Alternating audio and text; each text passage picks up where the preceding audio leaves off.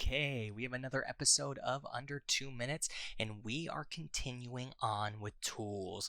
Now, today we are going over the Polygon tool. Now, a polygon is just a shape with three or more sides or angles. So, something that you can do, Illustrator lets you kind of cycle through and go through all those angles and sides, and I'll show you how to do that. Same rules apply with a polygon. You can hold shift to constrain it so it just draws perfectly. You can hold alt to draw from the inside out, but let's just let go and let me kind of give you a little bit of a rundown. You still have your widgets you can pull in. If you go to maximum widget potential where you're pulling all the way in, it's going to become a circle because you have gotten rid of all the edges of a polygon. So let's pull this back out a little bit. You can hold Alt and change the widgets. This is kind of starting to look like a cogwheel.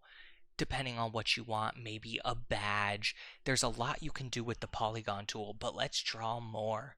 So if I'm drawing this and I use the up arrow, it's going to increase the number of sides on this polygon until it gets almost circular because you're just adding more and more sides. If I hit the down arrow, it's going to reduce the sides of the polygon. So here's 4 sides, a square, 3 sides, a triangle. So you can end up getting a bunch of different shapes and sides with just this polygon tool. And there you have it. You can now draw polygons, and don't forget you can always use widgets on them to change the look completely. Very easy.